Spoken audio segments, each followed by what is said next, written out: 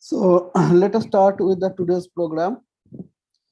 Uh, Today we are together in this webinar for rotator cuff tear and new treatment trends. So we are very thankful to AV Care Technology. This is a new company for therapeutic brands and gym products, and Muktak Marketing. They are a very old physiotherapy all-in-one shop in Pune for last 30 years. Thank you so much for these companies to help us in this webinar. I welcome today's speaker, Dr. Nikhil, Dr. Desai, and Dr. Das. So with their expertise and with their knowledge, today we are going to start our program. So our first speaker, Dr. Nikhil Berry, he has done his Master of Physiotherapy from Manipal Institute, and he's practicing for last 5 years in as a consultant in Dinanath Mangeshkar Hospital. So, Nikhil, over to you. Please go ahead. Everyone. Good evening. So I'll be talking about clinical features and evaluation for rotator cuff dysfunction and tear. So today's topic is going to be divided into three parts: clinical features, etiology, and evaluation. So under etiology, so why rotator cuff happens? So basically, it happens because of impingement in the tendon.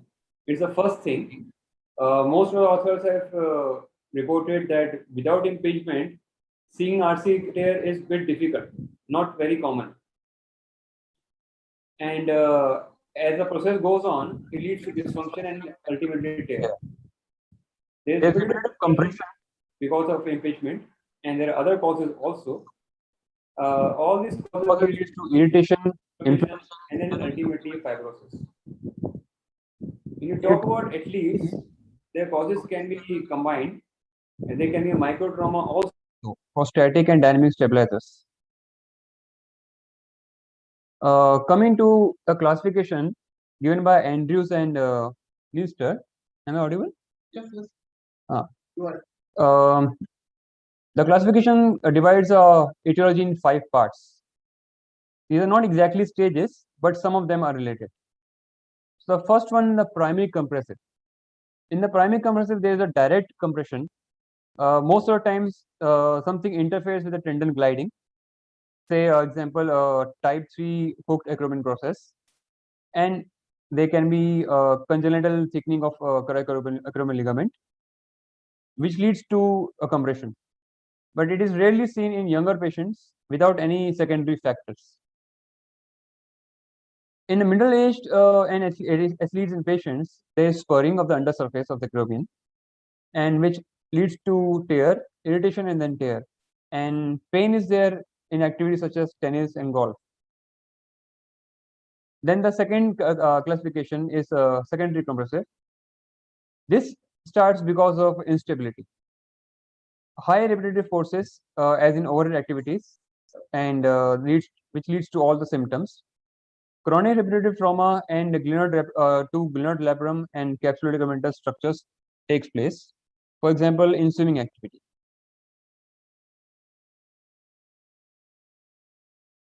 Just hold on, please. Back to normal. Thank you. So, for example, in swimmers. Third category is primary tensile overload.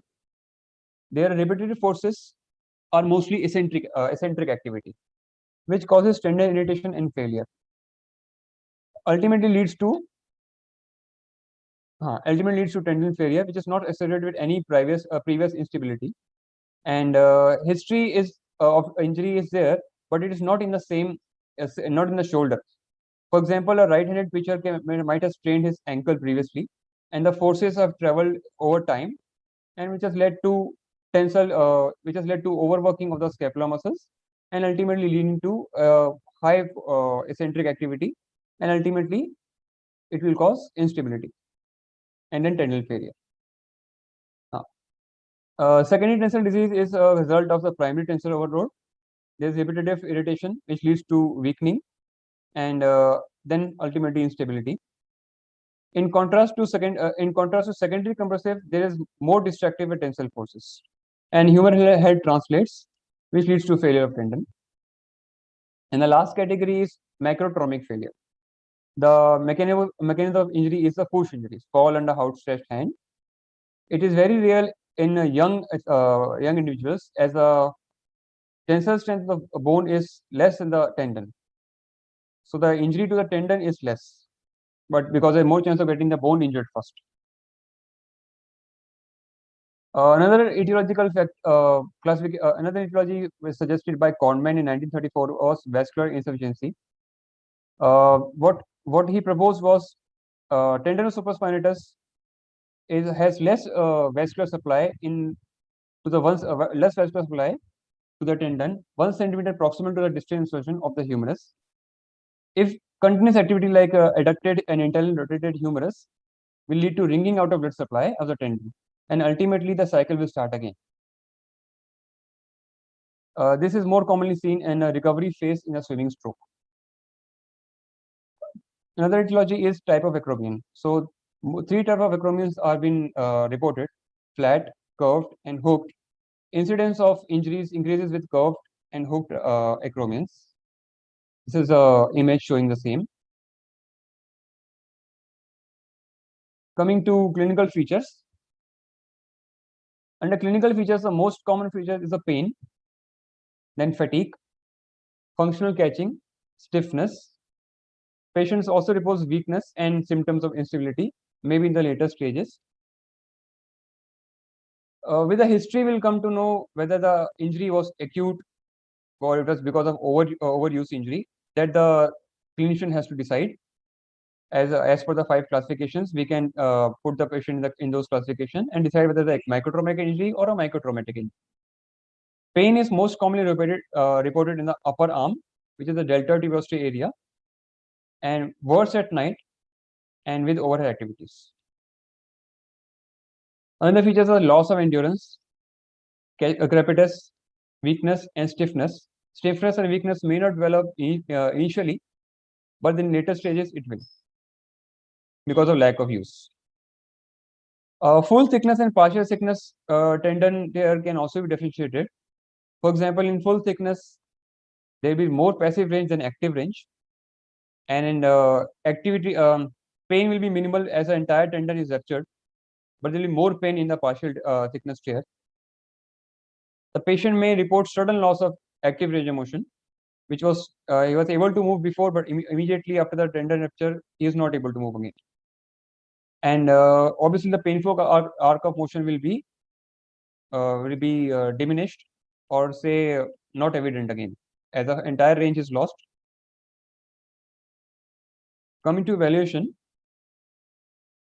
since it's a continuum of impingements, the most common test that can be used to find out a data of injury or tear or dysfunction will be the impingement test, which are mostly positive in this. Other tests are strength testing for different muscles around the scapula, and lastly, testing for the scapular dyskinesia. So under impingement test, we have most commonly the knee impingement sign. You have to forward flex the entire shoulder with internal rotation and look for the signs and symptoms which the patient reports to you. With the test, if the patient gives you the same symptoms, then means the test is positive. A similar test is a Hawking sign. We again internally rotate. The reason behind internal rotation, as a subacromial space will reduce, so the tendon will have more space to move, and there will be more impingement, which will reproduce the symptoms. Joke test is a test for the muscles. Mostly we test for supraspinatus activity. As we know, the supraspinatus is more active with internal rotation. So the examiner internally rotates the arm and then gives overpressure. If supraspinatus is an injured tendon, then the symptoms are reproduced and the test is considered positive. Infraspinatus testing is done by the arms by the side. Infraspinatus being the main external rotator from the muscles arising from scapula along with tibius minor. So if the patient or the person is not able to do external rotation, and we obviously compare from the other side, then the test is considered positive. Also repetition of symptoms. Last test, integrity for subscapularis. Subscapularis being an internal rotator, the athlete or the patient is asked to internally rotate to the maximum and lift the hand off the lower back area, and the examiner applies the overpressure. Inability to lift off the hand and inability to sustain the movement means subscapularis is weak or has lost its integrity, and the test is considered positive. Well, it may not be because of impingement, but overall rotator cuff dysfunction can be confirmed because of this test. Coming to the last test, it is proposed by Keebler, scapula slide test. It's a very simple test. We observe the patient from behind. The area is exposed, and we look for the inferior angle of the scapula. Inferior angle of the scapula is measured from both the ends, both the sides. The center point being the thoracic spine. Scapulothoracic joint is measured with the inch tape. A distance of more than 1 to 1 centimeter between both the scapular inferior angles is considered to be a test positive, which means the overall functioning of the rotator cuff muscles is not good. Scapular dyskinesia also is a very important etiological factor which leads to dysfunction of the rotator cuff muscles. Because the entire scapula is tilted or protracted or elevated, the rotator cuff muscle will not function properly, and which leads to the dysfunction. So this test is also very important. So that concludes my talk. So just a brief introduction to Dr. Desai. He is the most senior radiologist in Pune, and he is practicing almost like 15 years in Dinanath Mangeshkar Hospital. And whenever anybody is in doubt about their radiological conclusions, we all generally send to Dr. Desai for a re-verifications and clarifications. So with great pleasure, I am welcoming Dr. Desai. Sir, please, over to you. Hello, everyone. Today we'll be, I'm covering imaging of the shoulder.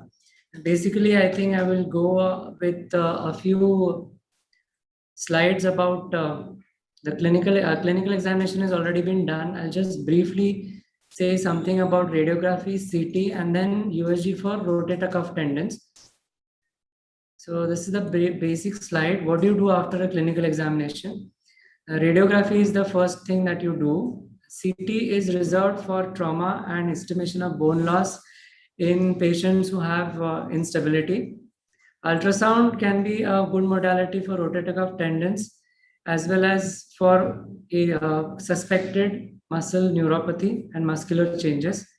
And MRI is used for analysis of everything else in the shoulder.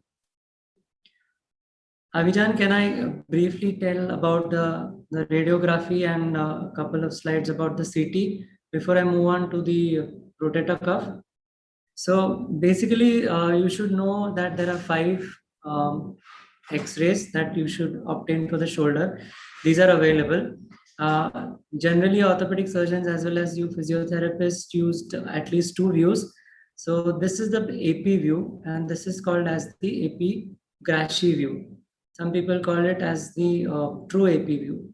What happens in these 2 views is, in this, the patient is just lying supine, and there is no angulation. So what you see better in this is you see the parts of the humerus are very well seen. You see the greater tuberosity, you see the lesser tuberosity, you see the entire humeral head and the glenoid. You also see the entire clavicle in its entire extent of the lateral 1/3, and you see the acromion. So what you don't see well here is your glenohumeral joint space. So this is not a good view if you want to analyze the articular surfaces of the humeral head or the glenoid. So when you are interested in those areas, then you should go for a Gracie view or a true AP view. In a true AP view, you will be able to see the entire articular surface of the humeral head and the entire articular surface of the glenoid cavity. But you can note here that you will not be able to see the greater tuberosity, the lesser tuberosity well. You'll not be able to see the clavicle and acromion separately from each other. You'll not be able to see the acromioclavicular joint as well. So whenever you are advising AP versus true AP, you should know what these views show you. Next is your axillary view. Axillary view is basically to look for anterior or posterior dislocation.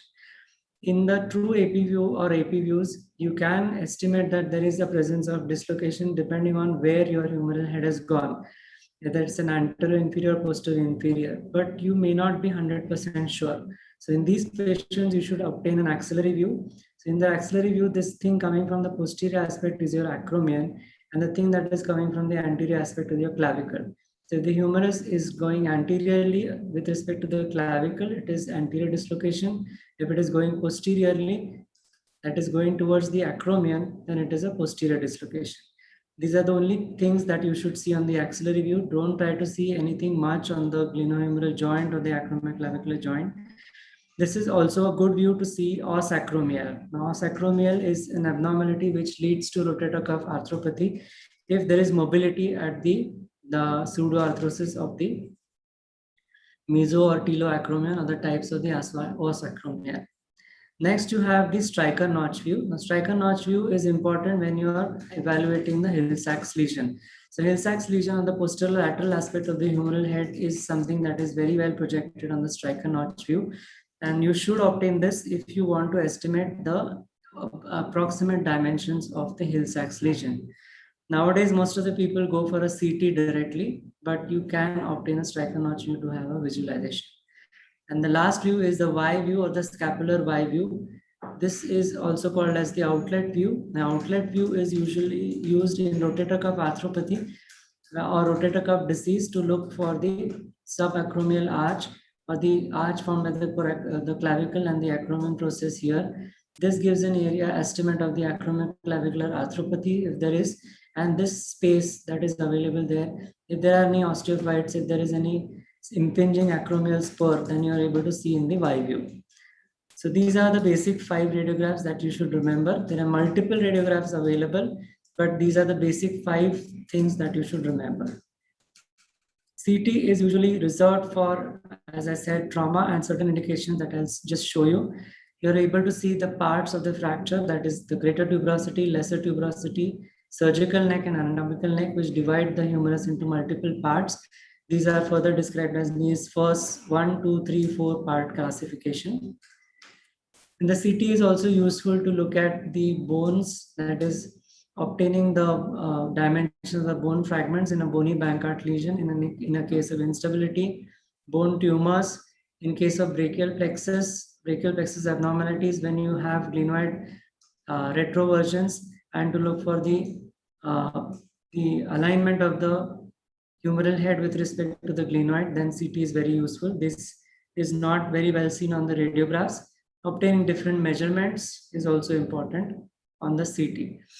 The MRI is basically reserved for everything else because it gives you exquisite details of the ossified and unossified cartilage, ligaments, tendons, and muscles. It gives you information about marrow edema and bone contusions, which are a basic cause of the pain. And these cannot be seen on any other modality, not X-ray, not even ultrasound or CT. Then the important thing of the MRI is it is multiplanar capabilities. No IV contrast is required except if you are suspecting infection or a neoplasm. It gives you information about unossified cartilage, that is cartilage loss, as well as small cartilage pieces. Osteochondral fragments are seen on the MRI, which are not seen on any other modality. It gives you information about the neurovascular bundles. That's why it's important in shoulder, because it gives you information about the axillary nerve, suprascapular nerve, their course, and whether they are compressed by any structure. And the resultant changes in the muscles are also visualized on the MR. Only disadvantage is expensive and it is not available everywhere. And also there is a wide range of machines that is available from 0.2 Tesla to 3 Tesla. So the different strengths of the machines gives you different images. Sometimes the images are not very clear, sometimes they are extremely clear, but it depends on machine to machine and radiologist to radiologist, because there's a lot of subjective variation in the findings. So the MRI, we have different protocols for the MR. Now this we need not go into detail.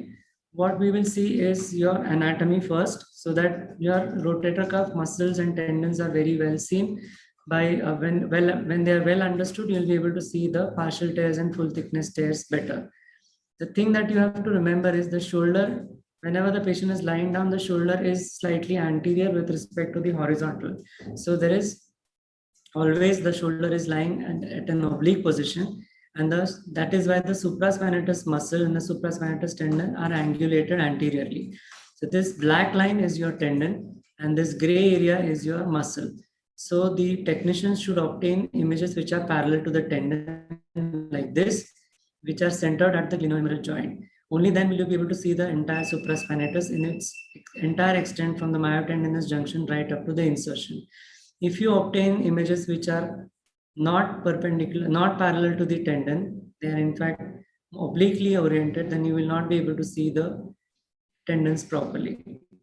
Second is the neutral position. That is, whenever the patient is lying down, the patient should be lying down in such a way that the arm and the forearm are in straight line. The hand is also in the straight line and the thumb is pointing upwards. In this is the position when the shoulder is in exact neutral position. If you take the patient's hand, which is lying on the patient's stomach or the chest, then the humerus or the shoulder basically undergoes an internal rotation. And if the patient is lying down with the hand supine, then it becomes an external rotation. So as far as possible, you should not obtain images with internal or external rotation. Then you will not be able to see the tendon properly. There should be no respiratory artifacts. That's why we encourage that the patient should not place his hand over the chest. If he places over the chest, then you have respiratory artifacts.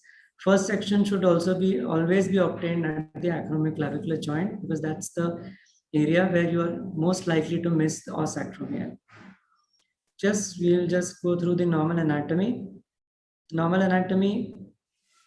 So this is the anterior aspect, this is the posterior aspect. So we have the acromion coming from the posterior aspect, the coracoid coming from the anterior aspect. They are joined by the coracoacromial arch or the coracoacromial ligament. Then you have the supraspinatus muscle on the top. Then you have the subscapularis muscle anteriorly, infraspinatus muscle posteriorly, and the teres minor posterior-inferiorly. This is your glenoid labrum. From the labrum, you get an attachment which is called as the biceps labral complex, the long head of biceps tendon, which comes out of the rotator through the rotator interval, which is actually between the supraspinatus and the subscapularis. It comes out through this interval from the joint cavity into the extra-articular space. Then you have the multiple ligaments, the superior, middle, and inferior glenohumeral ligaments. Inferior glenohumeral ligament is divided into the anterior and the posterior band. So this is a diagrammatic representation. In the coronal plane, again, you have the short head of biceps coming from the coracoid process and the long head of biceps coming from inside, both of them joining to form the biceps muscle. The supraspinatus tendon comes from the supraspinous fossa, goes under the coracoacromial ligament or the coracoacromial arch. Then in this region forms the myotendinous junction and the tendon inserts over the greater tuberosity. Subscapularis muscle comes from the subscapularis fossa and forms a tendon approximately at the same level anterior to the glenohumeral joint and then inserts over the lesser tuberosity. The infraspinatus and teres minor come from the posterior aspect, from the infraspinous fossa and teres minor from the deep portion of the scapula. Both these forms tendons which insert, the infraspinatus inserts over the posterior aspect of the greater tuberosity and teres minor over the lowermost portion of the greater tuberosity. These are the four rotator cuff muscles. We'll go through the anatomy on the MR. So this is your lateral end of the clavicle. This is your acromion. This is the acromioclavicular joint. We are going from top to bottom. You have the supraspinatus muscle coming on the top. As you go down, now you're able to see the gray area is the supraspinatus muscle. Black is the supraspinatus tendon. On the outside, these are the anterior, these are the intermediate, and these are the posterior fibers of the deltoid muscle. The dark areas that you see within the muscle are actually the tendons. So tendon starts forming when at the myotendinous junction. They eventually unite together as you go down and form the deltoid tendon. Start seeing the spine of the scapula. Once the spine of scapula is still there, then you have the supraspinatus muscle. Just posterior to the spine of scapula, you start seeing the infraspinatus muscle now. We are at the top of the humeral head. So between the supraspinatus and the top of the humeral head, anteriorly coming out is your long head of biceps tendon. Long head of biceps tendon has further come out in the lowermost section. You start seeing the superior glenohumeral ligament at the level of the coracoid process. This is a bigger bulk of the infraspinatus muscle when the supraspinatus muscle is getting over. As you go down, the supraspinatus muscle is already over. You start seeing the suprascapular nerves and vessels. You have the infraspinatus muscle. Again, you have the black area within the muscle forming the tendon. The infraspinatus tendon goes all the way around the humeral head and inserts over the mid portion of the humeral head here because it is an external rotator. Remember that infraspinatus does not extend to this area. It extends all the way here and inserts over the mid portion of the humeral head or the greater tuberosity in this location. Then you have the joint cavity which is starting. So joint cavity, this is the bony glenoid. So you start seeing the black area, the black triangles, which is the anterior labrum and the posterior labrum. As you go further down, you start seeing the anterior and posterior labrum much better. You also start seeing this gray area, which is bordering this black line. This black line is the cortical bone of the glenoid. This gray area is your articular cartilage. This another gray area is the humeral articular cartilage, and the black line is the humeral cortical bone. Anteriorly, start seeing the subscapularis tendon and subscapularis muscle. You have between the subscapularis tendon and the anterior labrum, you start seeing the middle glenohumeral ligament. Posteriorly, you have the infraspinatus tendon again going down. So here, more further down, what you start seeing is your inferior aspect of the the axillary recess. Subscapularis muscle is there, tendon is higher up, infraspinatus muscle is still seen. In this region, you start seeing the teres minor muscle and the teres minor tendon. This long head of biceps is now seen in the bicipital groove. It was seen here. So it's come from here, going through the bicipital groove, which is bounded medially by the lesser tuberosity and laterally by the greater tuberosity. As it goes further down, it disappears into the arm. So this is your axillary recess of the glenohumeral joint. As you go to the coronal anatomy, you have again, as I said, this is the muscle orientation and this is the tendon orientation. You start seeing this, now you're going from anterior to posterior. So anteriorly you start with the coracoid process. This is the deltoid muscle. This is the trapezius muscle on the medial aspect of the coracoid. Then you go behind. As you start going behind, you have the coracoclavicular ligament. So this is the clavicle. This is the coracoid process. The ligaments connecting them are the coracoclavicular ligaments. And this one is the coracoacromial ligament, which will go eventually to the acromion. This was the subscapularis muscle. This is the subscapularis tendon. As you go more posteriorly, you start seeing the supraspinatus muscle and your supraspinatus tendon. On the superior aspect of the myotendinous junction, you have the coracoacromial ligament, again the trapezius, and on the lateral aspect, you have the deltoid muscles. You start seeing the anterior labrum. As you go more posteriorly, you start seeing the biceps anchor or the biceps labral complex. And this is the biceps tendon, which is arising from the biceps labral complex. In the same area, you're seeing the entire supraspinatus tendon. This is the myotendinous junction, and this is your muscle. As you go more posteriorly, start seeing the entire muscle. Now the tendon is over, and you start seeing the infraspinatus tendon. When you cross the glenohumeral joint, you start seeing the muscle belly of the infraspinatus. As you go further down, you have the teres minor muscle coming from inferior aspect, and along the superior aspect, you have the infraspinatus tendon, which is inserting over the lesser tuberosity. Here in the lower down, this is the axillary recess, so inferior glenohumeral ligament. This is thickened in adhesive capsulitis. This is the infraspinatus tendon again inserting here. And then this is the region where you start seeing the Hill-Sachs defect deep to the infraspinatus tendon and more inferior to it. This is the teres minor muscle in the posterior most section. Sagittal anatomy, you're going from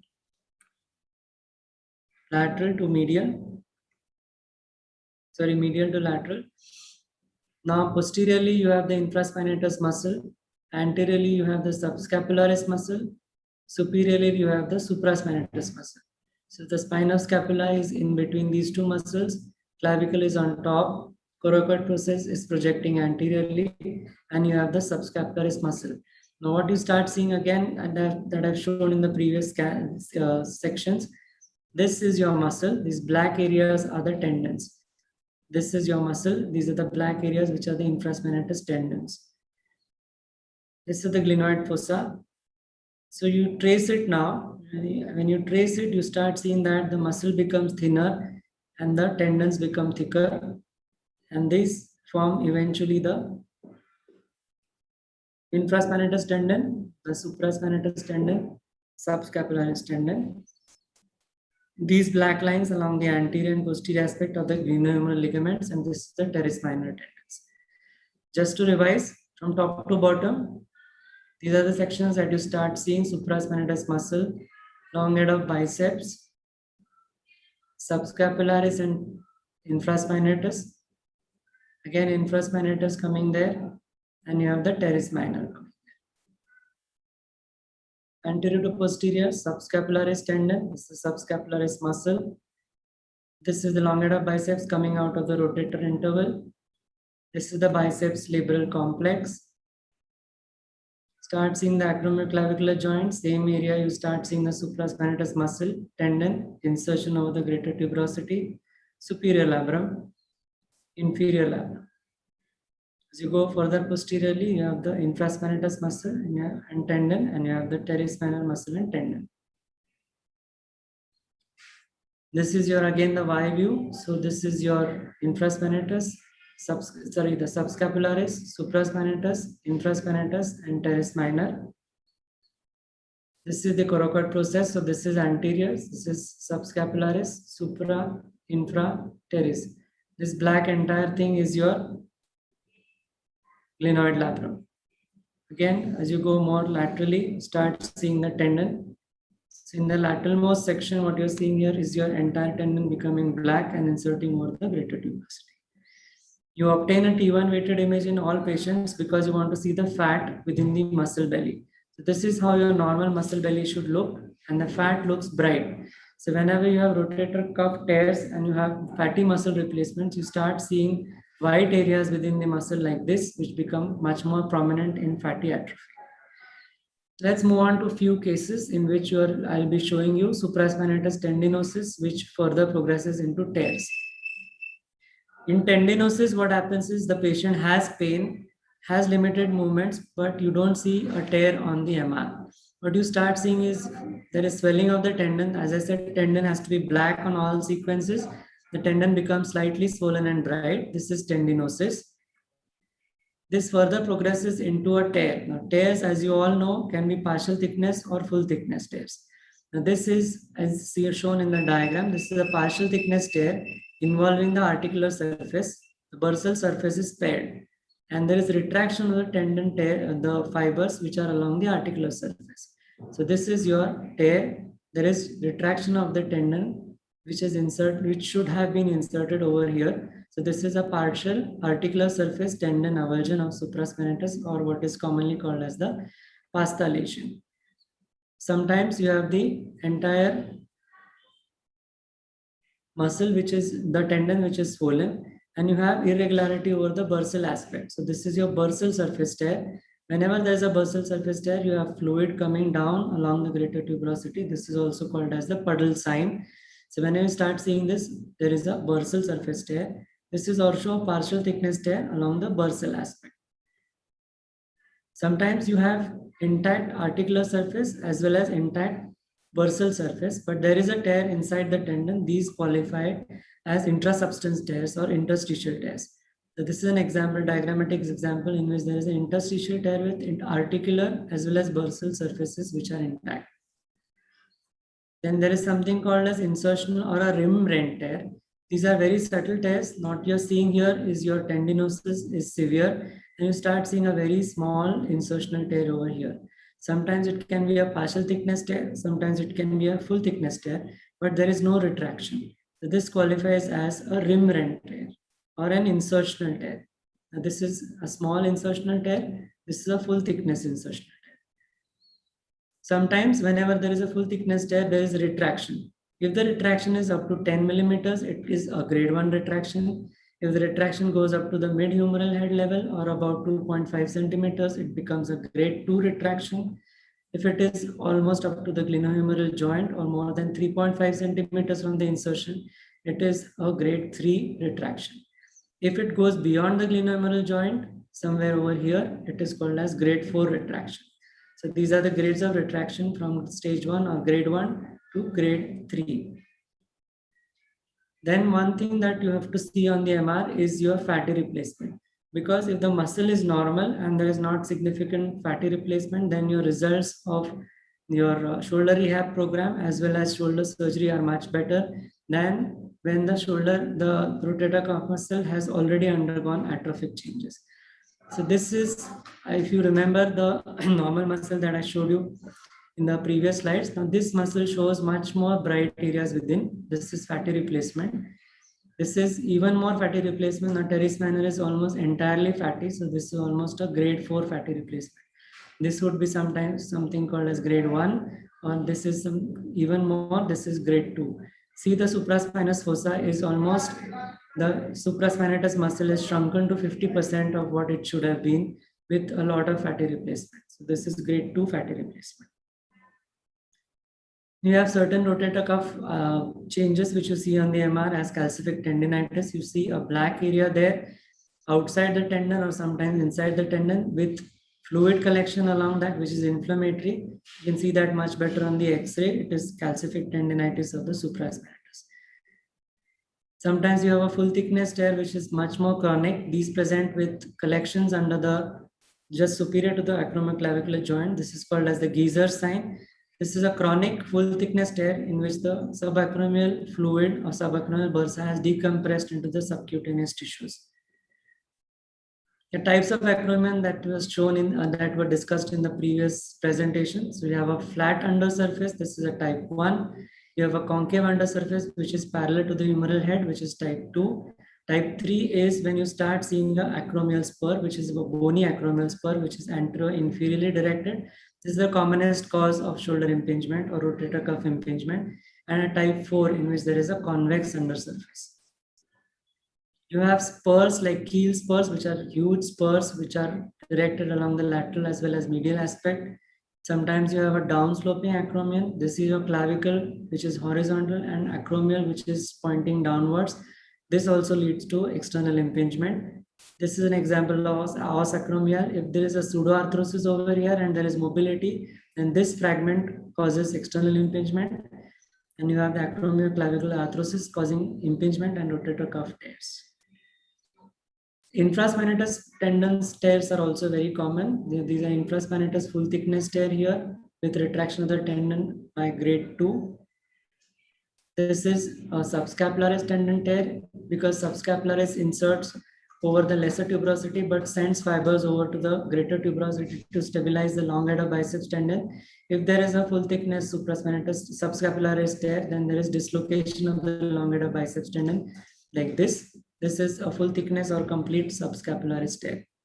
Sometimes you have a pasta lesion of the subscapularis which is affecting only the deep portion, and there is retraction of the tone fibers. These are called as subscapularis pasta lesions. So these are the different kinds of tendon tears that we were able to see. So you'll have to get used to seeing a lot of MRIs, and so that you're able to pick up these findings. But most of the findings would be reported by radiologists for your benefit, so that you can plan your rehab program or surgical decisions according to the reports that are given. Any doubts? I would like to answer any doubts if there are any. Thank you, sir, for your very elaborate explanations of this. Actually, there are two questions. One is asked by Akash Gaurav. Please explain shoulder neutral position once more. Yeah, shoulder. Whenever the patient is positioned in your gantry, what happens is your shoulder coil is along the shoulder. here, but your arm has to be positioned very accurately. So your neutral position of the shoulder is when the arm is lying on the side of the chest and the arm is parallel to the chest. There is no angulation of 90 degrees at the elbow and there is no angulation at the wrist. So that is the time when the arm, forearm and the hand are in the straight line. You don't give it so that there is no rotation like this. If you keep the hand over the chest, then you have a rotation at the humerus, at the shoulder as well as at the elbow. So that gives rise to internal rotation at the shoulder. If the patient is lying down and the hand is supine, you have external rotation at the shoulder. So you should eliminate internal as well as external rotation to get images that I showed you. That is the neutral position. What is the second doubt? Avijan, was there another question? Sir, one more question is there from Kalyan De.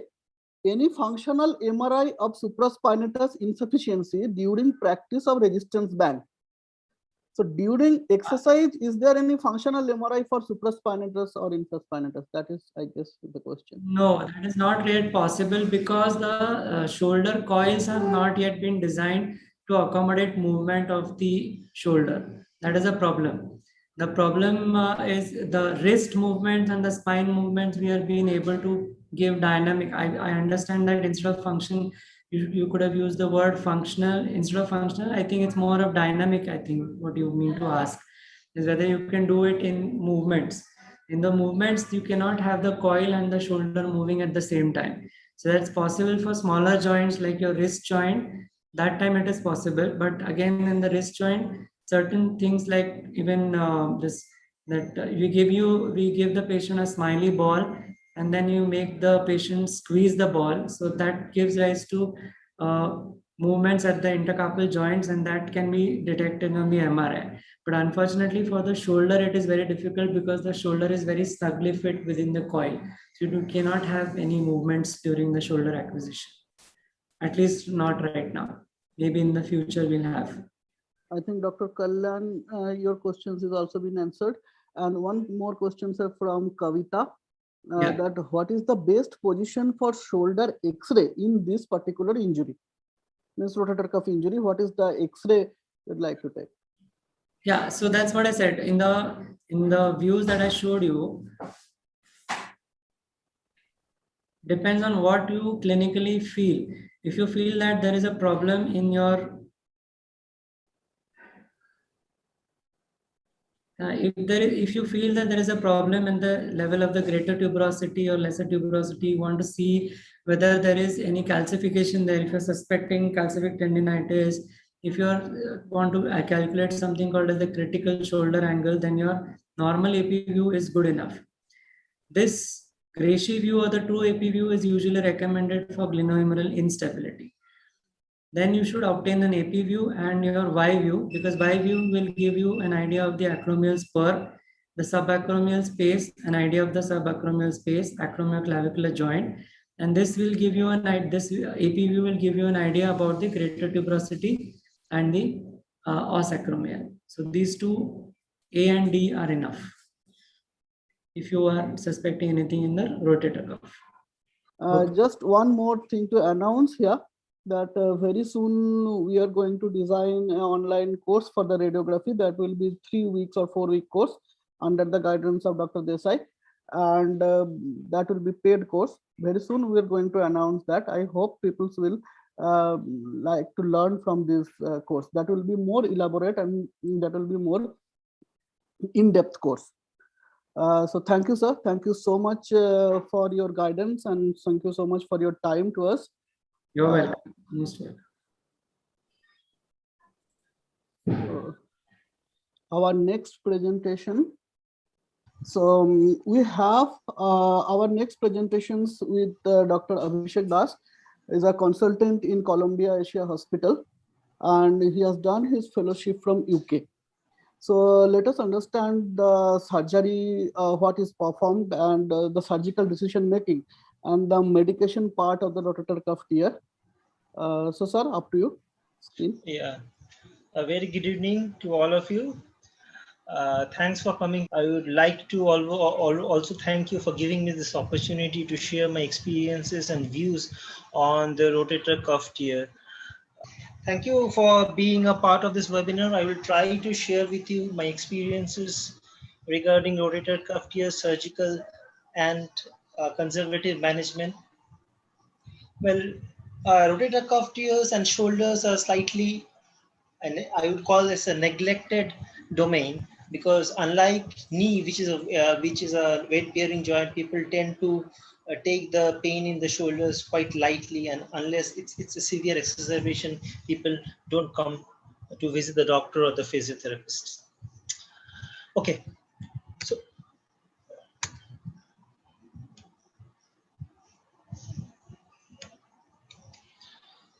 so let's assume this first scenario: a skier while skiing in the beautiful ice suddenly has a fall on the outstretched hand and complains of pain on the right any of the shoulders. And the second scenario where a tennis player while playing suddenly complains of pain in the shoulder. In both the scenarios, most likely we will find there is something wrong with the rotator cuff. It may be a partial tear or a complete tear, but there is a slight difference in both the scenarios. In the first one, the skier, there was an acute fall followed by injury, is an acute tear. In case of the tennis player or sports person, more often it happens that there is a repetitive activities and repeatedly playing. There's a micro trauma building up, and all of a sudden one day the pain become intense and the individual is unable to play or continue the activities. The other scenario which we come is supposing an elderly individual.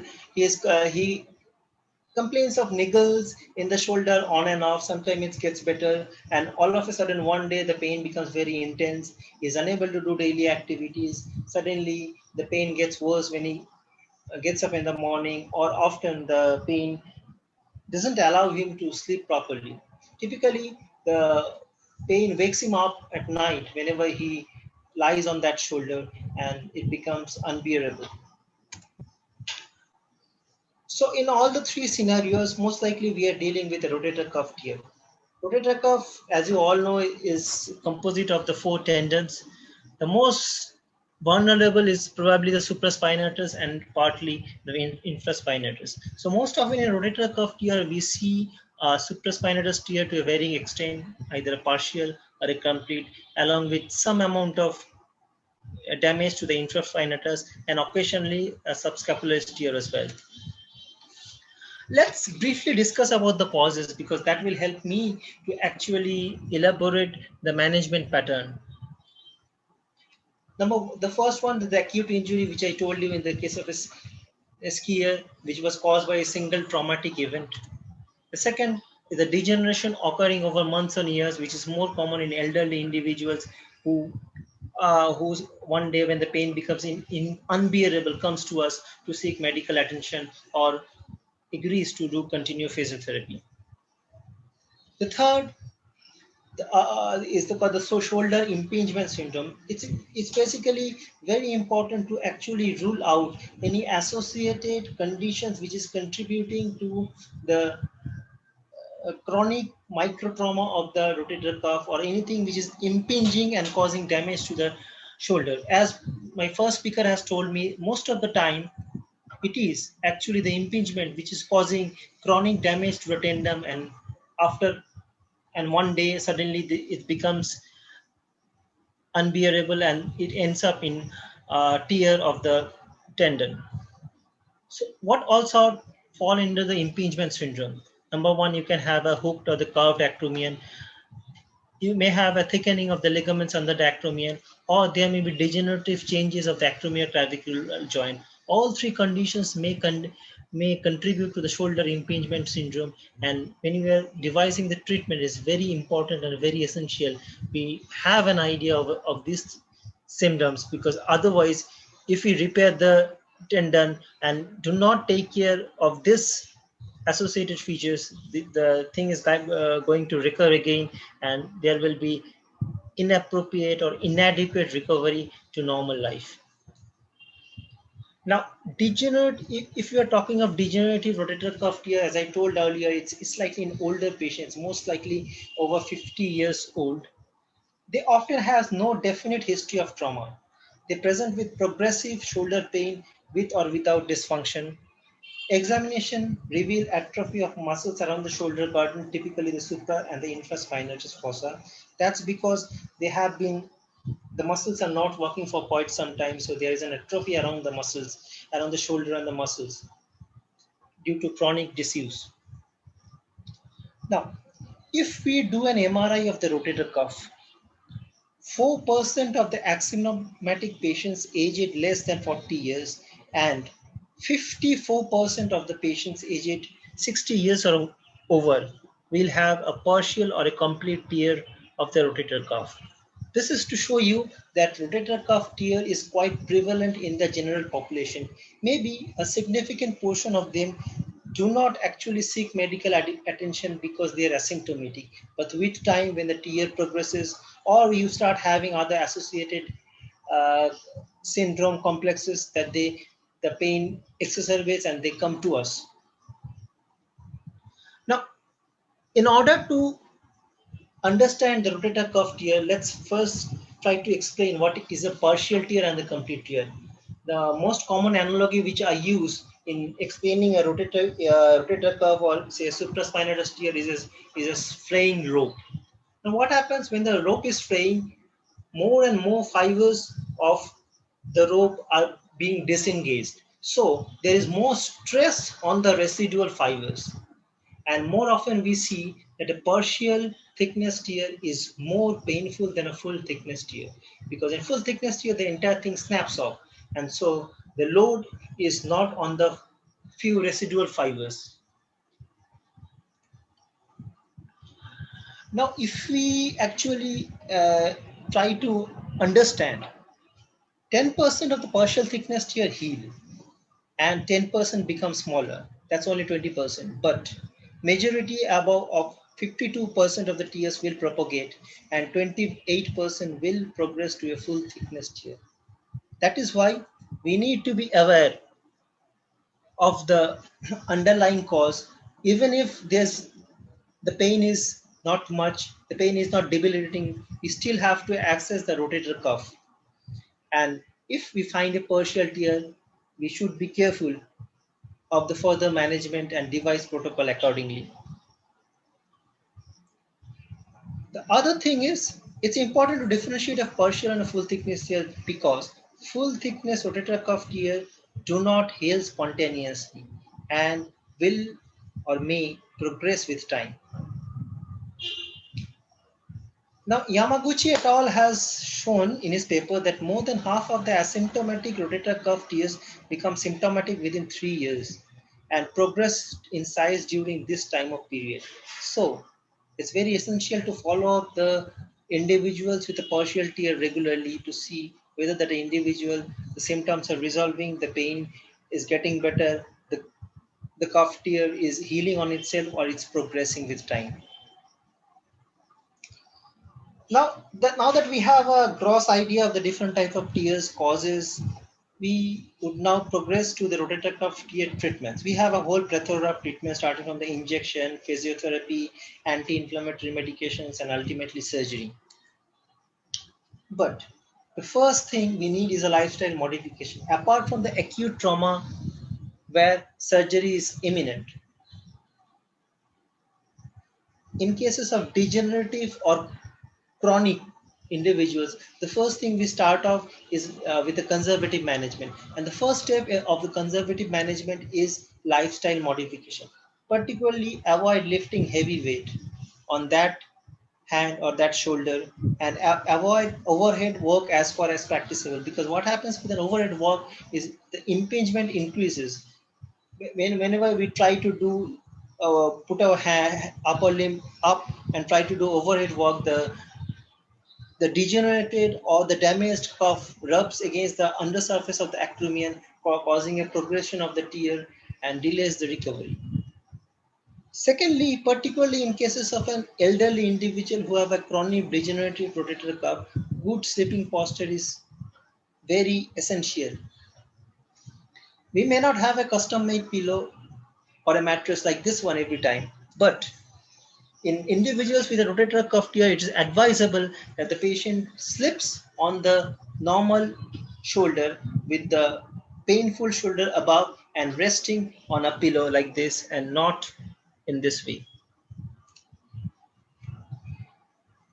So regarding the rest and the limitation of activities, as the first step of the conservative management, rest doesn't mean an absolute rest.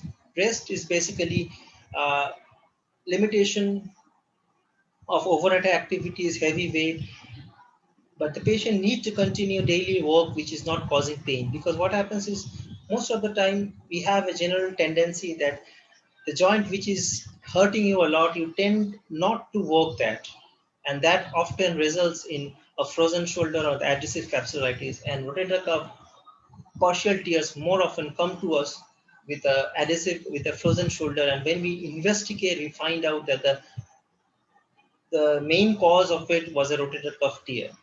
The second is a local ice packs. You apply local ice pack twice or thrice daily on the affected shoulder. NSAIDs, or the anti-inflammatories, works well. It has two actions. Number one, it keeps the pain under control, and secondly, it reduces the inflammation so that you can start an early physiotherapy exercises. And then obviously you need the gradual exercises and strengthening. So how long to continue conservative managements? In cases of degenerative or a partial tear, well, we do continue conservative treatment for 6 weeks to around 3 months. But during this time, the patient should show gradual improvement and gradual recovery and resumption of normal activities. Unless, of course, there's an acute tear, which is in case of a sports person or someone very physically active, where we don't have any other options but to operate after a few weeks when the acute swelling and inflammation subsides. Now, prolonged conservative management in the symptomatic patients can have negative consequences. This includes, what happens is basically there's a gradual increase of tear size, there's a tear retraction. It becomes increasingly difficult to repair those retracted and larger tears. And as my previous speaker has told us, that muscle atrophy with fatty infiltration fares negatively in the prognosis of surgery as well as physiotherapy. So we have to be very careful while continuing the conservative management. Number one, continuously assess the progress. If at any point of time we see the progress is not satisfactory, or suddenly there's an increase in pain, or suddenly there's a decrease in function, we need to reassess and try to find out what exactly is wrong. Has the tear gone worse? Has the muscles gone worse with the fatty infiltration, everything? Then we need to shift gears or change to a different management protocol. Now, the irreparable rotator cuff tear due to progression tendon retraction results in some patients to secondary degenerative changes of the glenohumeral joint, which we call as the rotator cuff arthropathy. In an X-ray, you'd find if you see this X-ray, there's a high riding of the humeral head. The normal subacromial space is almost obliterated because this rotator cuff is no longer there. This rotator cuff is completely torn and retracted, so there is a high riding humerus.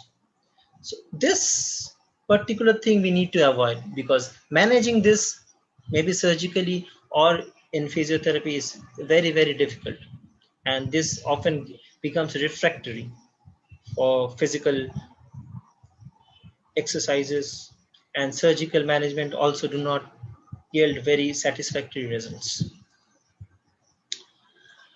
Now, steroid injections do seem to have a positive effect in some patients, but it's important to choose a particular group of patients who would be benefited with a steroid injection. It's not that you start with a patient just to relieve pain, you give a steroid injection. That's not an ideal scenario. An ideal patient is someone, say an elderly patient with a partial tear, who is improving with physiotherapy, has a little bit of nicks and niggles, and wish to continue to a physiotherapy regime, there we give the steroid injection. It helps to control the pain for some time till the patient regains function and muscle strength with the physiotherapy. But multiple injections should be avoided, especially if the rotator cuff tear is potentially repairable. So if it's a younger patient with a partial tear, I would be a little bit reluctant to give steroid injections because it has been shown repeated steroid injections negatively impact the health of the rotator cuff tear, and it becomes difficult to get a good surgical repair and post-op surgical result. And secondly, if we give an injection, there has to be a certain interval before we actually start consider operative intervention for the patient. So it's before injection, it's very important we discuss with the patient what sort of management does he wants to proceed, what sort of tear it is. Then accordingly we should devise our management plan. The other injection is the injection of hyaluronate, but a randomized controlled trial has found it to be no more effective than a normal steroid injection, so it's mostly not given.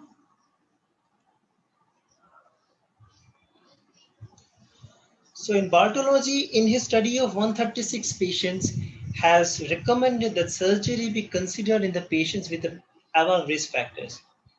Full thickness tears greater than 1 centimeter square, symptoms persisting more than 1 year, and functional impairment and weakness were associated with a worse outcome. Now that we have basically have an idea of different types of tears, and we have decided that the individual needs operative intervention, and we are proceeding with the operation. Let's see what are the types of operation available to us. In the early years, probably mini open was in fashion. In the mini open surgery, what we do a small incision of 4 to 5 centimeters from the lateral end of the acromion downwards. Then we used to split the deltoid muscle, go underneath, find the tear in the supraspinatus and repair it with the bony imprint. This is okay for a straightforward tear of the supraspinatus, but it becomes difficult in cases where where the tear is riding high or the tear has retracted. With time, the process of operation have evolved. We have got more technologies coming up, and now we are more comfortable with the arthroscopic procedure. What happens in arthroscopy? We do a few small nicks, which helps us to put the instrument inside to have a wider view of the shoulder joint, and a few more nicks, which actually helps us to bring out the sutures and tie the anchors. So as you see, it's slightly lesser invasive, lesser incision with a wider view. Now, Leadley and Jones had in their paper had found no statistically significant difference in the postoperative incidences of re-ruptures of the rotator cuff tendons which were repaired arthroscopically versus which were repaired using the mini open technique. But they have concluded there is a decreased postoperative pain in individuals where it was operated arthroscopically because the incision is smaller and we do not violate the deltoid muscle. So lesser postoperative pain means earlier recovery, better physiotherapy protocol, and better earlier return to normal life. Arthroscopy seems to be the flavor of the seasons. Apart from the outcome of the paper, there, as I told you, in cases of high up tears, but a tear which has retracted very high in the subacromial phase, it's very difficult to gain it or access it with the help of a mini open. But in case of arthroscopy, we can actually assess, have an idea, bring the supraspinatus down, and actually put it back to the imprint on the humerus. The second major advantage of the arthroscopy is when we go inside the shoulder joint, we can see the entire joint as a whole. So we can just rule out any associated conditions or any other problems which might be there in the shoulder, which we might have we missed out in an MRI, and it also gives an opportunity to solve those minor niggles or minor associated abnormalities with the help of the arthroscopy. So arthroscopy gives us a more wider range and more wider options. So if you see in this one, this is an arthroscopic picture. This is the humeral head you see, and this is the rotator cuff or the supraspinal tendon. Now what happens in a tear? This is more of a partial tear. You can see a huge gap. This is the tear. This is in fact a full thickness tear of the rotator cuff.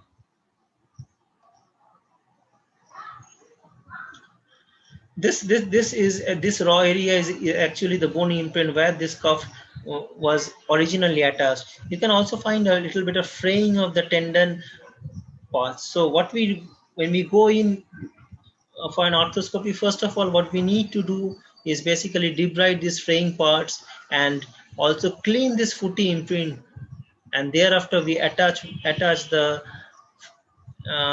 torn ligament with the bony imprint and the humerus head with the help of suture anchors. This is what the final picture looks like. Now, let's give a brief idea what are the types of repair available to us. The simple and the easier option is a single row repair. So if you are looking from the side, this is the supraspinatus tendon going in, and this is the region where it is being attached with the help of a screw. This is a suture anchor screw. So if we look from above, this is a single row of sutures, 2 sutures, a single row. So we call this as a single row repair. And this is a double row. What happens in a double row repair? There's a 2 row of sutures. This is the medial row, this is the lateral row. So this tendon is actually attached in 2 places. This one is the medially, this one is the laterally. The advantage with this is basically it's a wider portion of this tendon is in contact with the bone. So it probably gives a better result. And the advantage with a single row, at times it may not be possible to get a sufficient tendon to give us a double row repair. So the single row repair is much easier in most of the times.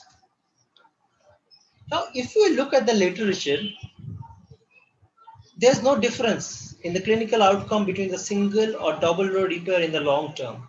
But as Gertzman et al. Has pointed out, in single row repair, there is a 20% chance of re-rupture, whereas in a double row suture bridge technique, the re-rupture chance is much less than around 7%. So if you look at a longer term, we will say that the double row suture bridge technique is definitely better, and it's more sound, and it helps in more aggressive physiotherapy. But as I said earlier, it's not always possible to do a double row suture bridge technique. So many of the times we have to continue with a single row repair. So this is basically having a small insight. This is a tear of the rotator cuff, and this is how the crisscross suture anchor has helped to bring it back to its normal position. But sometimes it's happened, you have a huge and massive tear. If you see the rotator cuff, there's a huge tear. It's not always possible to repair as a whole and give a beautiful picture like this. So what we do is, instead of trying to bring it back whole to its original place, we try to reduce the tear. We are giving a few horizontal sutures. So this actually helps to bring the tear to a minimum, a smaller one. Now what happens is, if we try too hard and try to bring the entire thing down to its original place, it will be in a lot of tension, and these are more likely to fail in the longer term when the normal physiotherapy resumes or the normal activity resumes. So it's very important first to judge how much to repair. because putting the repair under a lot of tension is detrimental. Now, as we had already discussed, the rotator cuff tears most often are associated with subacromial impingement. So it's essential that when we repair the rotator cuff, we should also take care of the impingement of the rotator cuff, subacromial impingement. This is where we see, first with the help of a bar and shaver, we shave off the rotator, any impingement of any bony spurs, and thereafter with with an ablator we are trying to burn out the tissues and prevent any bleeding. So this basically takes care of the subacromial impingement. Next, most of the time what happens is you get the patient comes us more due to restriction of activities and pain due to an adhesive capsulitis, and when we investigate we find out there's an associated rotator cuff tear. If there's a small rotator cuff tear, we take care of the adhesive capsulitis, we do a good release, and then we repair the rotator cuff partial tears. But more often what happens is in the elderly individual, you have a massive tear of the rotator cuff, then probably it's not amenable to repair. So what we do in those cases is we do a very good debridement, we do capsular release, and maybe we cannot do much about the rotator cuff, just try to do a partial repair, or at times we leave it as such if the cuff is very frail and if the sutures are not holding properly. So the take-home message. So what have we learned? Conservative management has a huge scope in rotator cuff injury or rotator cuff tear. In elderly individuals where there's a degenerative tear, or in young where there is a partial tear, the initial treatment is a conservative management, and we need to assess how far the individuals are progressing with the conservative management. Intra-articular steroid injection is of help in the selected individuals, as I told earlier, and it's very, very important to diagnose the associated contributory factors and treat accordingly. But in individuals where conservative management is not giving the good option, or in the young individuals, an athlete who wants to get back to the normal life as early as possible, operative management is the best option, and arthroscopic repair in these days is a gold standard. So basically our aim of management would be to help the individual to get back to his normal sports activity, normal life as early as possible, or in individuals where the elderly, which is not amenable for an operative management, we should at least try to relieve him of the chronic pain and give him a good night's sleep. Thank you. Thank you, Dr. Das. It was a wonderful explanation of the surgical view. And we can expect some questions for Dr. Das. If you have audience, any have questions, so please, you can ask in the chat section. By the time, Dr. Das, I am having a questions for you. Yeah, sure. That what is the surgical decision making in case of degenerative bilateral cuff tear? Because degenerative, often, it is often very difficult decision, because old age, the prognosis is also very compromised, and surgery is also needed because of the pain. So what is your opinion in this regard? Is it a partial tear or a full tear? Full thickness tear. Full thickness tear, both shoulders. Both shoulder, because a couple of patients we're having in that. So how far is the limitation of activities? I mean, first I need to, what sort of age frame you're looking? Say 60 to 70. Yes, 60 to 70. Okay, and very surprisingly, their range of motion is full, and but extremely painful. Yeah, the range of motion is painful, but range of motion is full. So in such case, what might be your opinion? So in these cases, what I prefer you start off with the conservative management physiotherapy. Maybe what I told you around see for a 6 weeks to 3 months time period. If within this frame the individual improves, I mean can carry on his daily activities, has a pain-free life, then probably nothing else is required.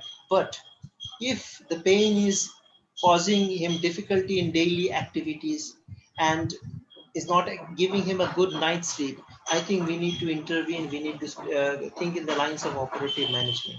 Now, operative management, number one, the first thing which we need to do is basically what happens is occasionally the frail ends of the rotator cuff causes a lot of pain. So we need to debride this properly and try to repair it as far as practicable. Because what happens is in elderly individuals, the rotator cuff is very frail.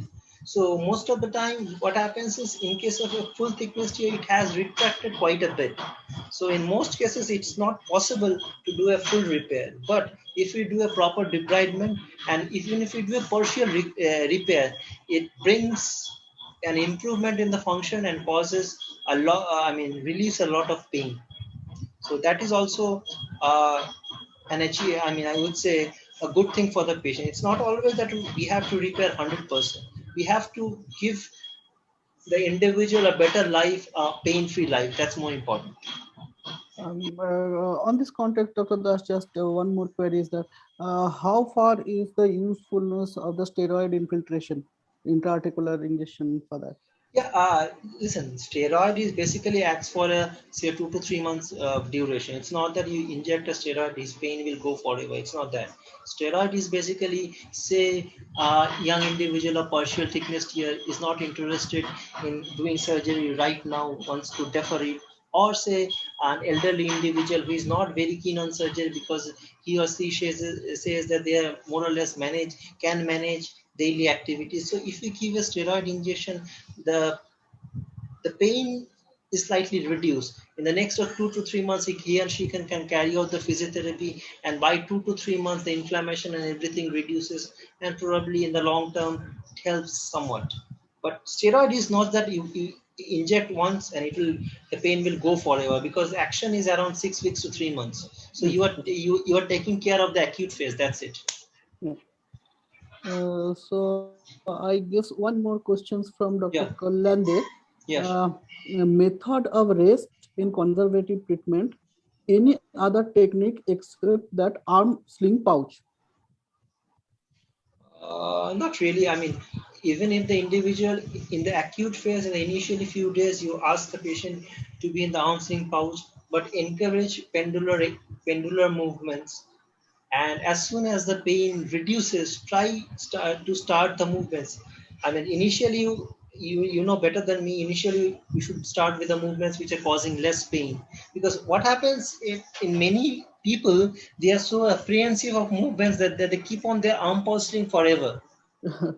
and most of the time, that is a problem. and most of the time, what happens is they come back to us, reduced pain, but there's a severe frozen shoulder. Correct. So basically, I generally ask them to be on the arm pulsing, say for 5 to 7 days, and ask them to report back to me in 7 to 10 days. Otherwise, that individual will feel comfortable with the arm pulsing, will carry on till 1 or 4 to 6 weeks, and when they come back in 4 to 6 weeks, there's a severe frozen shoulder with severe restriction of activities.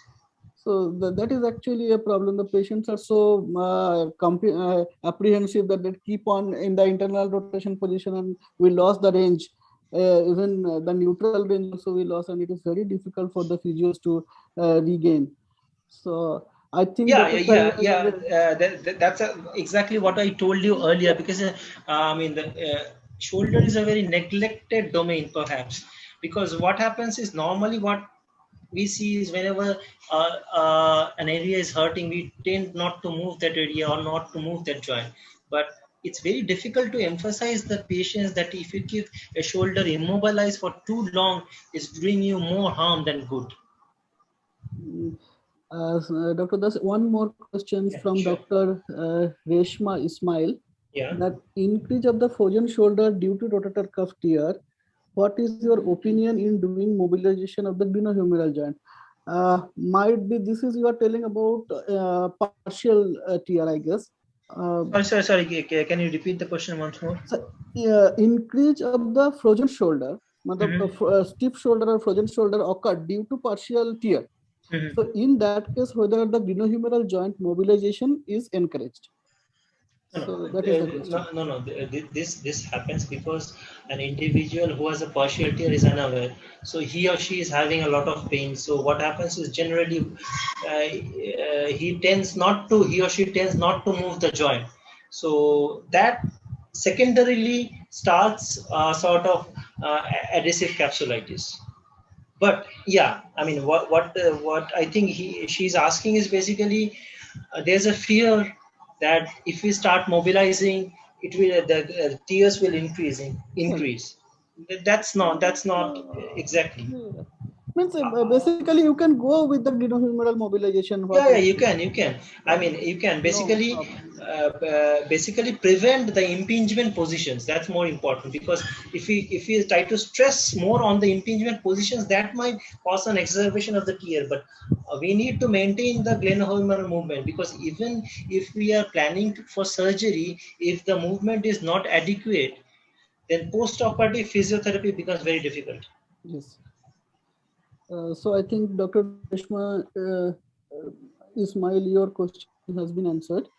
And see, treatment plan, surgical and conservative plan, Dr. Das is already discussed. Now our next part, the post-operative physiotherapy is about to come. So thank you, Dr. Das.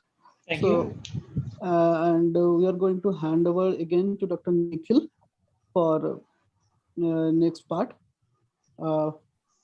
rehabilitation part, post-operative rehabilitation. So welcome again. I'll be talking about rehabilitation part of the RCA dysfunction and tear. Basic rehabilitation in terms of physiotherapy is divided into two parts. Either the patient is operated or not operated, and the patient comes to us. So non-surgical and post-surgical rehab. There are a few basic principles that we have to understand, which is common for both the rehabilitation, pre-surgical or post-surgical, is first the load has to be reduced. Whatever the patient is doing additional activity which is causing the structures to be loaded, that has to be reduced by modification of activity, by educating the patient, etc. And obviously arthrokinematics has to be restored. And lastly, we have to promote muscle strength balance and muscle endurance. So these things are true for both pre-surgical and post-surgical rehabilitation. Or if the patient is not going to be operated, then also it holds good. So coming to the conservative or non-surgical part, see, it's a non-operative treatment can be continued if there's an incomplete tear, or if the patient is not fit for surgery, and or if the surgeon says that this particular tear cannot be repaired, or it should be left alone because of XYZ reasons. So that is a candidate for physiotherapy without operation. And also rehabilitation should be based on why and how the tendon has been damaged. We should in the initial assessment when we have gone through, we'll have to find out what has caused all these problems. So go towards the etiology, go back to the history and find the cause, and then accordingly you can treat. The cause is compression, you have to do release. You have to teach them stretching exercises. If the cause is poor posture or cause is repetitive hours of working, then they have to be modified. So if that cause is not taken care of, then further recovery from the rehab point of view is difficult. So once the cause is identified and secondary factors are known, and the comprehensive program can be decided. If at all the client or the patient has come to us for so XYZ number of days and there is no relief, then he is referred back to the surgeon, and surgeon may do a surgical repair. As told by Das sir, and conservatively managed, he showed some criteria. So following the same principles. And but for our rehab per se, patient is operated or not operated, our rehabilitation principles are similar. Only the timeline will change as a tendon heals, or in case a tendon is not healed, our timeline will change. So otherwise, there is no difference between what treatment we choose or what exercise we choose, and because it will go on the same principles. Only the difference will be a timeline and secondary factors that we have to look into. So coming to stage one. In stage one, the conservative management I've divided in 3 stages, and also similarly the post-surgical. So stage one will be we have to reduce the inflammation. We have to stop the activity which is causing the pain. We can use modalities to cut down the pain. See, if the patient comes to your clinic or hospital or wherever the setting is, and if he says that I'm doing this exercise and it's giving me pain, then we cannot ask the patient to continue with the same pain. We have to ask the patient to cut it down, or we have to check what mistake is he doing. When I see patients on regular basis for shoulder pain after RC repair or pre or post, we usually try to give the patient exercises and make him do the exercises. So when he comes in the OPD and he walks out of the OPD, the pain should not increase. If it's not decrease, but it should not increase also. Modalities can be used like cryotherapy, electrical stimulation works good. If you compare it with IFT, electrical stimulation actually works good. NMES, the waveform NMES is actually good for this. And obviously, as I said, the principles, arthrokinematics has to be restored. Range of motion has to be good. Most commonly seen when the patient comes for rehab, that that external rotation range is quite low. Say if the patient comes to me and his external rotation range is less than 10 or 20 degree, then he or she will have lot of pain. So in that case, if the tissue is healed, right now we're talking about conservatively managed patients. So we can discuss with the surgeon, and if you feel that there's no chance of hurting the tendon or the joint, we can start the stretching. Lastly, we have to look for the force couples. We know that there are different force couples in the body, which leads to proper kinematics. Say example, serratus anterior and the lower trapezius, and the rotator cuff itself is force couple. If they don't work properly, then there's lots of translation in the humeral head.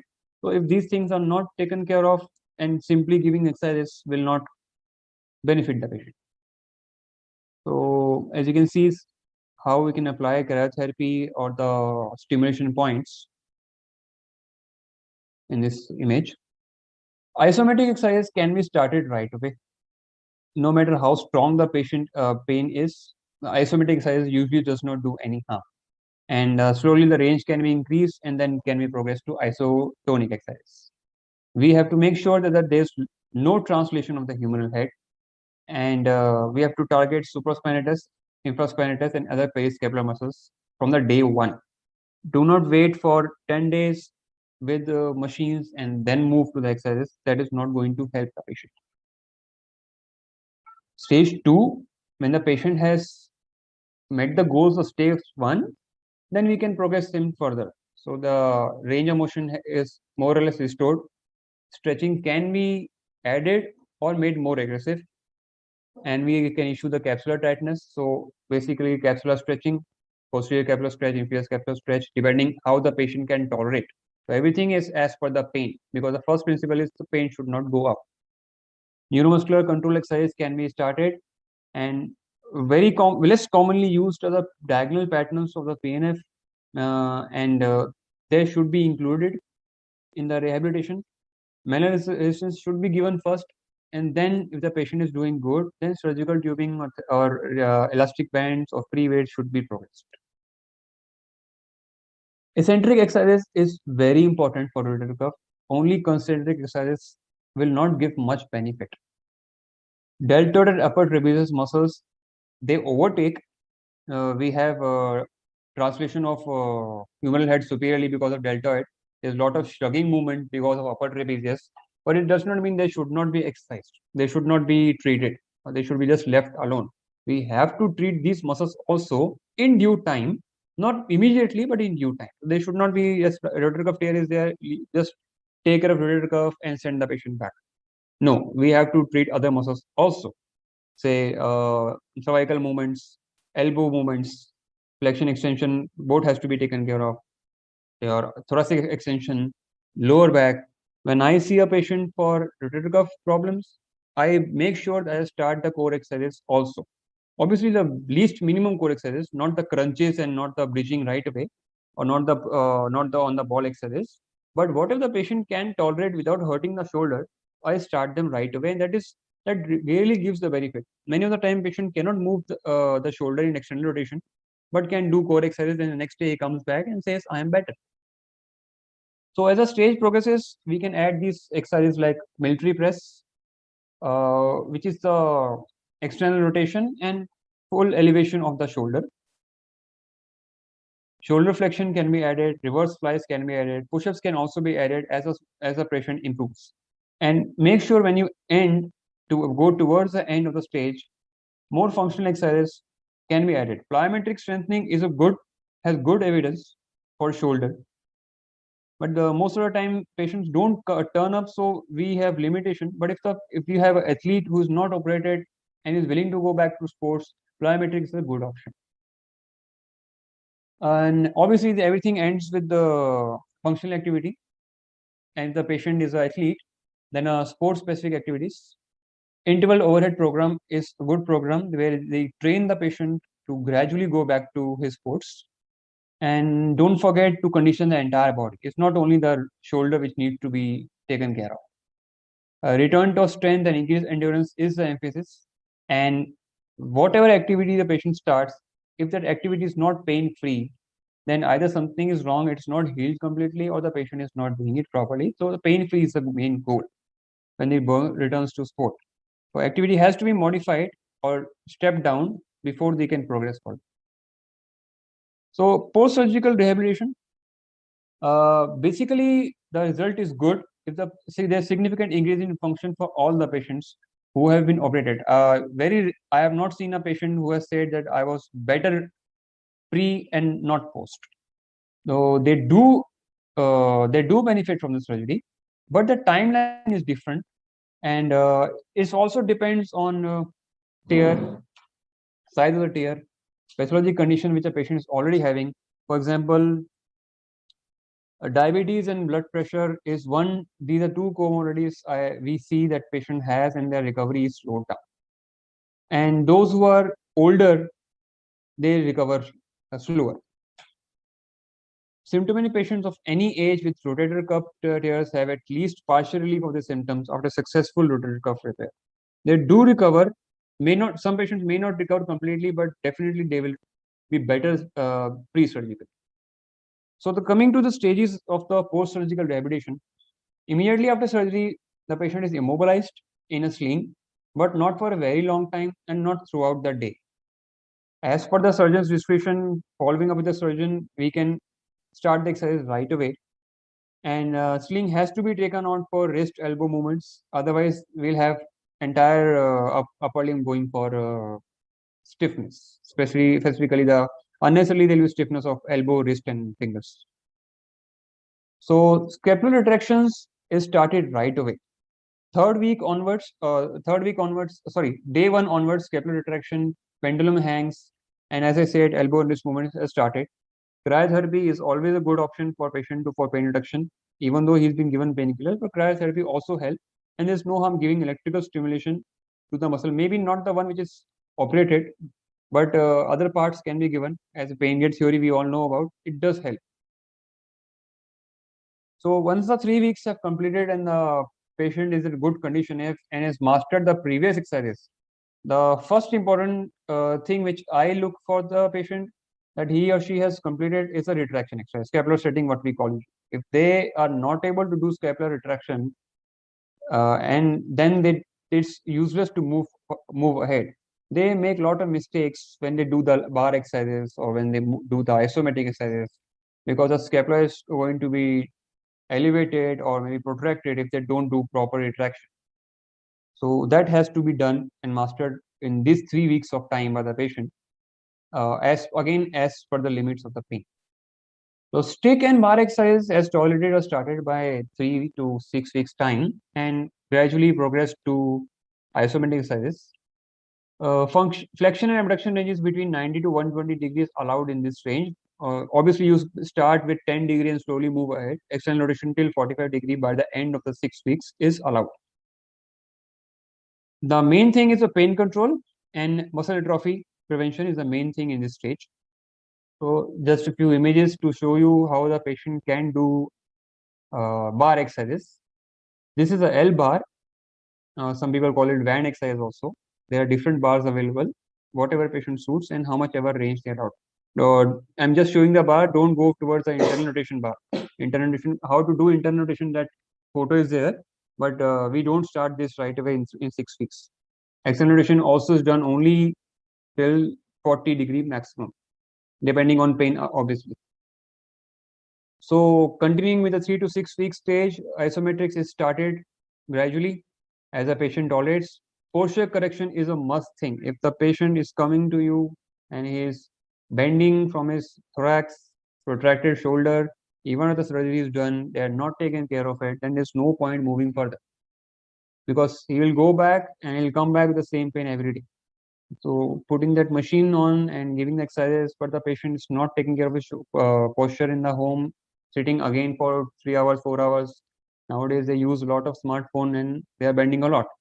Obviously, not only the shoulder, if the neck is also protracted, forward head posture is there, and they are bending a lot from the neck, or they are the abdominal muscles or lower back muscles are not good, and the entire posture chain goes for a toss. Scapular depression and anterior tilting, these two things are to be started as early as possible. Usually by 6 weeks, by the end of 6 weeks, the research shows that it is good to start them early, as they do not harm the the repair much. Scapular depression is done in side lying. Also, anterior tilting is also done in side lying. You see these two. These are actually the author show. These are PNF patterns what the author is doing. They are stimulating the tilting and the depression via quick stretches, as is shown in these photos. And they suggest that if you start the depression and tilting sooner, so the latissimus dorsi and serratus anterior and lower fibers of the trapezius, which usually don't work till you cross a 90-degree range, they don't become weak. They at least maintain their AMG activity. Otherwise, by the time we reach to the prone position and by the time we cross 90-degree range, we lose lot of AMG activity in them and they become weak.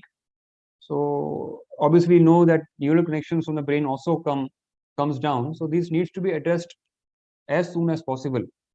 So one of the authors says that the depression exercise should be continued in all the phases, from the starting phase to the last phase. As there is a very simple exercise and just reminds the patient to keep the shoulder depressed and not elevated whenever they do other exercises. So once the 6 weeks have completed, we move to stage 2, and here the elastin components stabilize and healing tissue has taken care, is improved, and now we can slowly move to full range of motion, starting with assisted, then to active. Strength training can be progressed. Free weights, some may choose light weights, like free weights, some may choose elastic bands. In Dinanath, when we treat the patient, we use elastic bands for the rotator cuff injuries. The free weights are though easy, and maintenance is less for free weights, but elastic bands give you a eccentric loading. And eccentric loading, as I said earlier, is important for rotator cuff muscles to gain strength. This is one exercise. In this exercise, you can see the retraction has to be maintained when you're doing external rotation. Range is not important when you start with the band. So range gradually comes, but eccentric activity is required. So when you leave the band should not win. You have to win over the band and gradually leave. So eccentric exercise is basically leaving doing the eccentric movement with load. If there's no load, then it's not eccentric exercise. Further additions in this stage can be thoracic extension and then rhythmic contractions. Now, rhythmic contractions, the authors in many books and articles suggest the rhythmic contractions should be started as soon as possible. Some of you who are familiar with the PNF approach, which we have read in the neuro, so they use rhythmic contractions there, and it has PNF as I said earlier, has good evidence for shoulder rehabilitation. So, and if you see this particular image and you see the therapist is giving rhythmic contractions or rhythmic stabilization to the patient may not start with 90 degree, may start earlier, may use a smaller ball, may use a towel, or may use some other, or may just plainly place the hand. This is kind of a last step in the rhythmic stabilization when the patient progresses to a physio ball. Now, what the therapist does is give perturbations to that joint. As you remember, when you stand and we give service stands, we stand behind the patient and we try to increase their balance by moving the patient. That is for the lower limb. But what about the upper limb? So you give these rhythmic perturbations, and the patient does not leave that position on the shoulder. So as you can understand, there's no change in the length of any muscle. So if there's no change in the length, then you're not going to harm the tissue, and you can gain contraction. You can gain the muscle activation. And since it's a closed chain activity will lead to more scapular muscle activity than deltoid or biceps tricep muscle activity. This is a good exercise for starting the thoracic extension. It's called elbows in the back pocket. And what you instruct the patient is to do external rotation. Obviously, the external rotation has to be full by the time patient reaches this stage.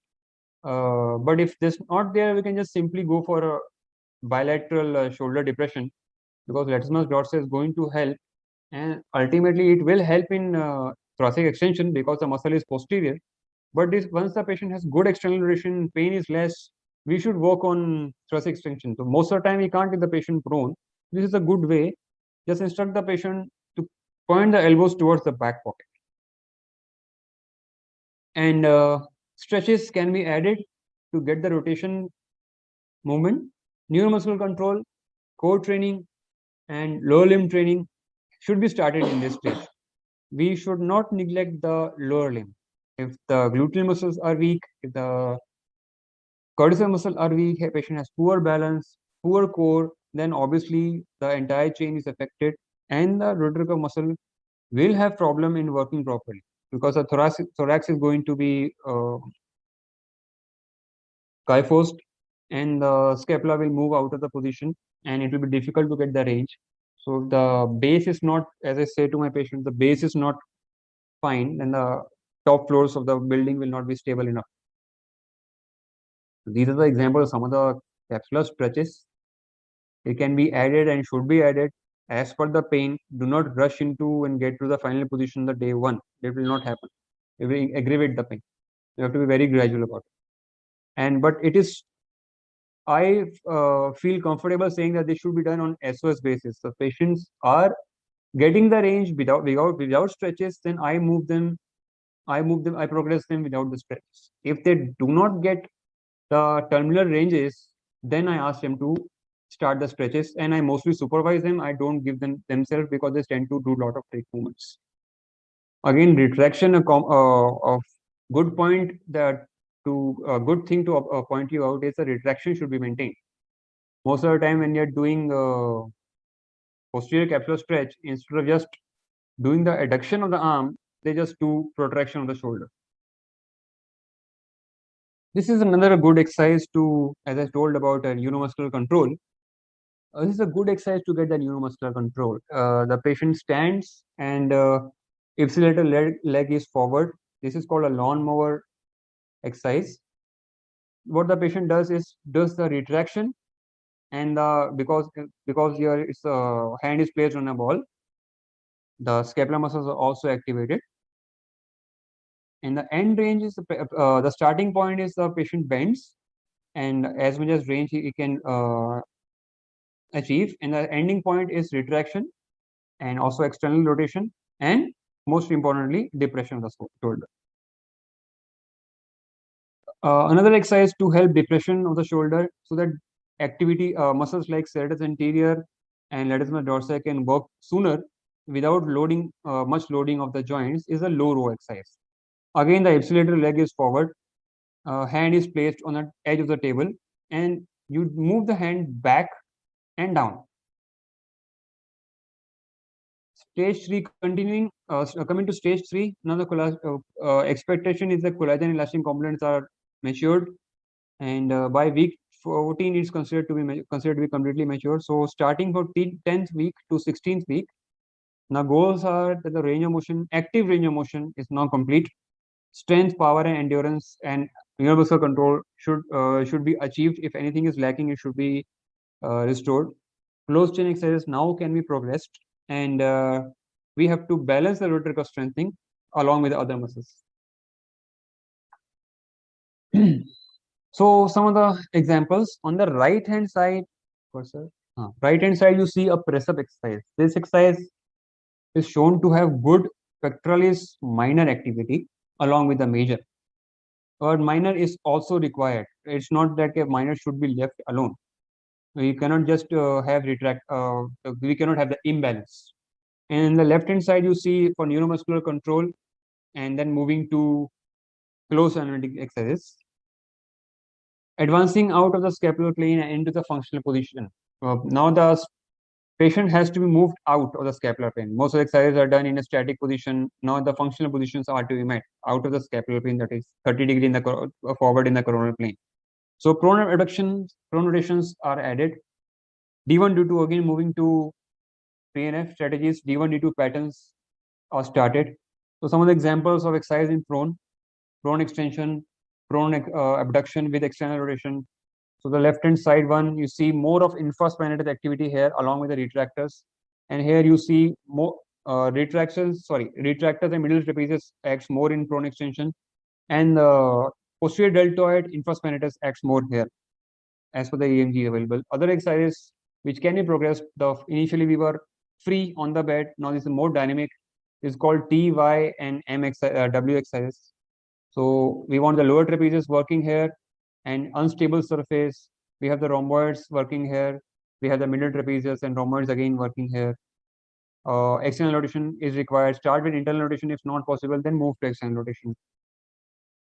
And this is called the M exercise. So we also want the subscapularis to work. So don't forget that. D1, D2, examples of images of D1, D2. So you see the starting point and the ending point. You can see the retraction has to be maintained. You should not have compensation from lower body. So this is how the lower body is going to help you. The gluteus muscles are not good. The balance is not good. You cannot do this exercise. You see down the external rotation is being done with the help of a tube. And if you have poor balance or poor thorax or core muscles, you cannot do this. So before you move to this stage, you need the entire chain working in a good condition. Whatever exercise the patient cannot do, there's no point just blindly giving it to them. Next thing, as I said, function exercises linking the entire chain should be added, and then you have to work on the thoracic mobility also, not in the scapular or the GH mobility. An example of, again, we saw the lawnmower exercise. This is a lawnmower exercise. Again, similar movements, but done on a step. The starting position is the athlete or the patient moves down, and the ending position is again external rotation. If you recall that photo which I showed earlier, the hand was on the ball. There was external rotation and retraction and adduction. The same movements have been reached. Plus there's a weight, and plus the lower body is also acting. We are standing on the ipsilateral leg. So it's more dynamic. So this is how the lower chain comes into play and helps the rotator cuff to heal better and work better. More examples of unstable surface. Instead of now step, the patient is on the ball. Example, how to gain thoracic mobility. You can do rotations, extension. One more exercise that can help is a quadruped exercise. You can use foam rollers for that. And coming to the last page, which will be 14 to 26 weeks approximately. And when all the goals are met, the movements of muscle strength is good compared to the other side, and there's no range deficit, and the entire chain is good, then we can return to sports and function exercise can be started, and moving to plyometric loading exercises. And then ultimately, when the plyometric loading exercises are being taken care of, there's something called as thrower tense program. This is more commonly done by the throwing athletes, but it has exercise for the entire upper limb and lower limb combined. The thrower strength program is easy to find in any book with the images. For the example, some of the examples for the more functional exercise, this is called a wall walk. is basically for the external rotation. You move up from flexion, lower flexion, GH flexion to more GH flexion with external rotation maintained and retraction maintained. This is a very difficult exercise for the patient to do. Example for a plyometric. So you can use a, this is called something a plyo board. If the partner is available, if someone is there to help you, they can catch the ball. If nobody is available to help you, then the patient can use the plyo boards. They can throw the ball and catch again to help the throwers. But also because plyometric is stretch shortening drills, so it gets a muscle a strong contraction. And you can start with two arms throw, then one arm throw, then overhead throw, and you can progress gradually. So this is for the different exercises and stages. You move slowly. To summarize, you move slowly and you don't stop. And even if the patient says my goals are met, you ask them to continue the exercise. They should not leave the exercise. These are the take-home messages. Any questions? So thank you, Dr. Nikhil.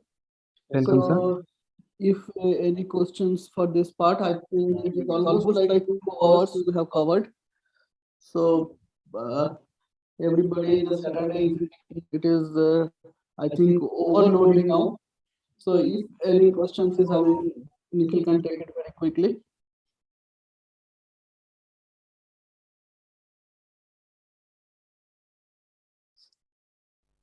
So just for the audience, one question I like to ask, it is always a tricky part that when to give deltoid strengthening and when not to give deltoid strengthening.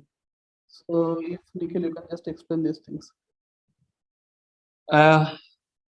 It's obviously a tricky part, but if you remember, then we said in the initially, You can just explain, Nikhil, no problem.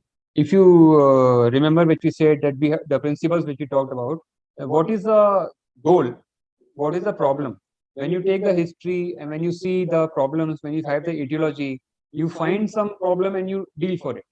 If there is superior translation of the humeral head, means the rotator cuff is not working and shoulder deltoid is working more, then obviously you don't train the deltoid first. But as I said earlier, when the rotator cuff is force couple is maintained and you are progressing, now you can't leave the deltoid in later part. You have to take care of deltoid also because it's a power muscle.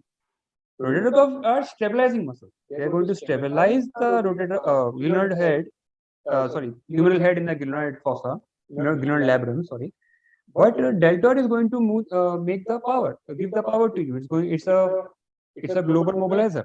The stabilizers have done their job and the mobilizers will come. And similarly, if you see elevation pattern, elevation happening a lot, means that upper trapezius is already working a lot.